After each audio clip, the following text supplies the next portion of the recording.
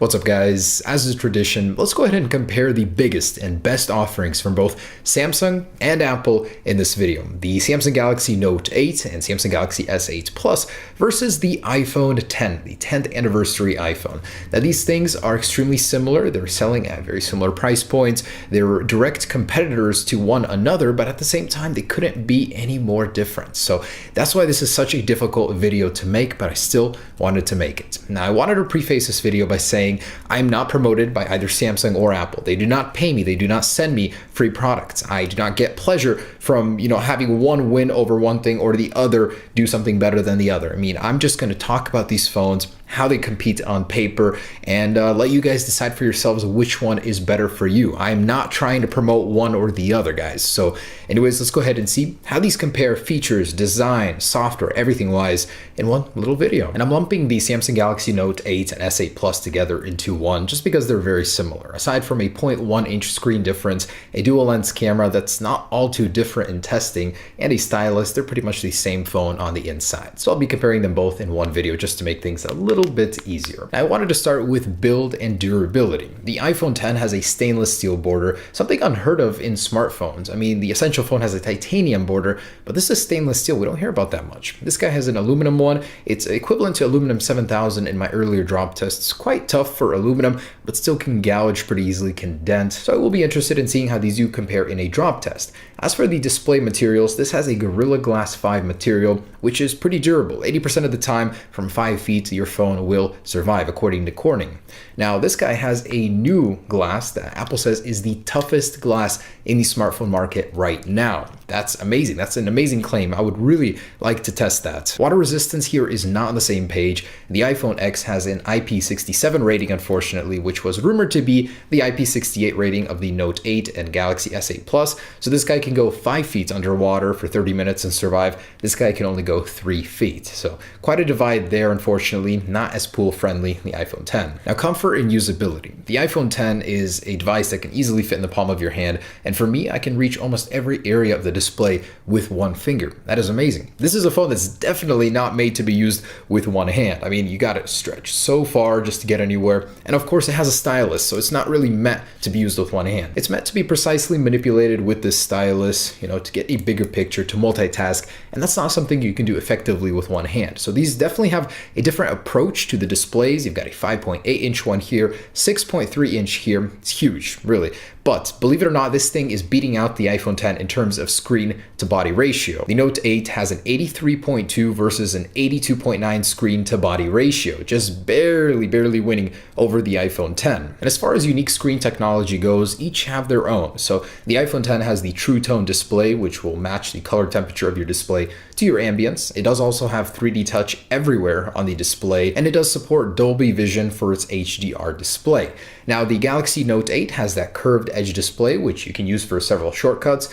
It's kind of handy in some cases, not too much. It has the stylus, of course, which you can use to manipulate the display. Very nice to have that. And it does have a 3D touch equivalent as well, but only on the bottom row to activate the home button. As far as screen resolution goes and sharpness, the Note 8 definitely wins out here with a QHD display. The iPhone 10 is just a little short with a 463 pixel density versus 522. Your content is going to appear a little bit crisper on the Galaxy Note 8, while the iPhone 10 is no slouch. I mean, 463 is still an improvement over 401 on the Plus series iPhones. And I thought it important to mention brightness of the organic LED displays. This technology is known for being a little dim at times, but Samsung's been perfecting the craft for a very long time. This is the 7th or 8th generation of their panels, and it's rated at 1200 nits. This guy is just 625. That is half of the brightness of this in certain situations. So that's definitely going to be a tough battle, especially in sunlight. You're going to want a brighter display. And the Galaxy S8 is just shortly behind the Note 8 at 1000 nits in ratings. And depending on which market you're in, you're going to get a different colored phone for the Galaxy series. I know the Note 8 comes in a gray, a blue, a gold, and a black, and the S8 comes in even more colors, All this guy just comes in two, silver and a space gray, otherwise almost a black. So unfortunately there was no third color option, the gold for this guy, just two. Now the cameras on these guys are actually incredibly similar. So both are 12 megapixels, both are dual camera sensors, both have dual optical image stabilization to give you that steady shot whether you're zooming or all the way zoomed out. The Galaxy Note 8 has one slight advantage here in low light. The aperture is 0.1 stop better. So lower, we've got a 1.7 and a 2.4 versus a 1.8 and a 2.4 on the iPhone 10. The iPhone 10 is more capable here. This is something I'm very proud to say Apple has worked very hard on with a new engine just for handling this kind of stuff. It can do 4K at 60 frames per second, whereas this guy can only do 30, and this can do 1080 at 240 frames per second. That is some very sharp, very incredible slow motion video. The actual flash unit too on the back of the iPhone 10 has been improved. It's still a 4x flash, 4 LED flash, but it has a 2x uniformity. So when you take a picture in the dark, it's going to look 2x as good as it places that flash where it needs to be. This guy is just a dual LED flash. While it's very bright, very good, it doesn't quite match the iPhone 10. Now turning to the front cameras, the Galaxy Note 8 does have a more powerful shooter here. 8 megapixels versus 7 on the iPhone 10. It's capable of QHD video at 30 frames per second, whereas this guy just has 1080p, and it's got a better low light capability. So the aperture goes down to 1.7 versus 2.2 on the iPhone 10. Although this guy does have a portrait mode for the front, both do have that feature for the rear cameras. This one does have one for the front, as well as the new light portrait mode, which you can adjust the lighting and stuff like that.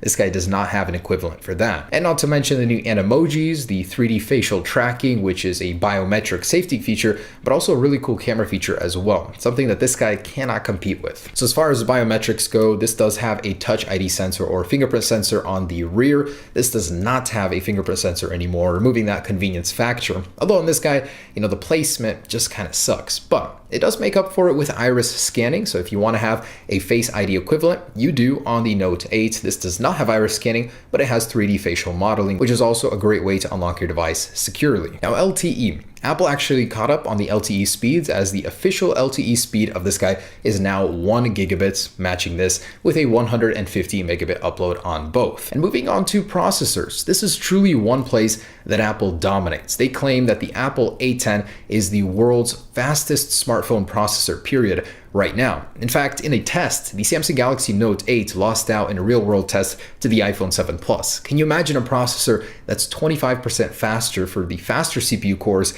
and 70% faster for the lower-end, slower CPU cores? In fact, one of the slower CPU cores on the iPhone 10 is equivalent to a regular core on this guy. That is just incredible. So I will, of course, do a dedicated speed test down the road, but just on paper, Apple claims this thing is 25% faster right now than the iPhone 7 Plus. So we'll definitely have to test that out, but it seems like there's probably no contest here. And by the way, this is an 8-core processor. This is a 6-core. There are 4 fast, 4 slow cores here, 2 fast and 4 slow on the iPhone 10. And as far as RAM goes, 3 gigabytes rumored, found in the code for the iPhone 10, which is most likely correct, as everything else was also. And the Note 8 has 6, with the Galaxy S8 having 4. The Galaxy S8 does have an issue with reloading apps. Once you start loading many, it completely reloads them, doesn't save where you left off. The Note 8 fixes this issue by having an additional 2 gigabytes of RAM. And getting into some of the other stuff. So one of the things that I'm very proud of about the iPhone 8 is having stereo speakers. Not many smartphones nowadays have stereo speakers, so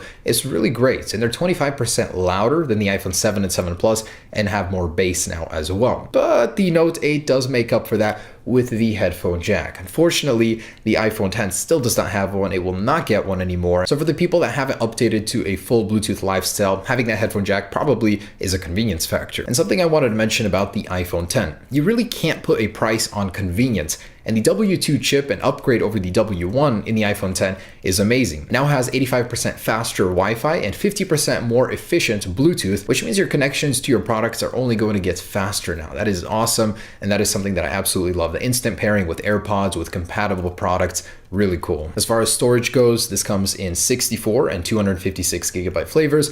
This comes in 64, 128, and 256, depending on what market you're in, but also does have expandable storage. And that is a convenience factor you can also not put a price tag on, because you can upgrade your storage to whatever you want. SanDisk just came out with a 400 gigabyte micro SD card, and you better bet a lot of people will be putting that into this thing, exceeding the storage on the iPhone 10. Now, battery life, it's hard to measure because we don't know the actual milliamp content of the iPhone 10 battery, but in specs, it's pretty close. You get 21 hours of talk on the iPhone 10 versus 22 on the Galaxy Note 8, and 60 hours of music playback versus 74 on the Note 8. Definitely does have a bigger battery than this guy, and the specs are slightly better too. And fast charging, I'm actually quite surprised. In 30 minutes, you can get 50% battery life on the iPhone 10, while on the Note 8, that takes about 40 minutes. Just because Samsung hasn't adopted Quick Charge 3.0 or 4.0 yet, they're still using the 2.0 equivalent of Samsung Adaptive Fast Charging, which is 40 minutes half charge about. And some other things that make the iPhone 10 stand out: the Taptic engine. It's definitely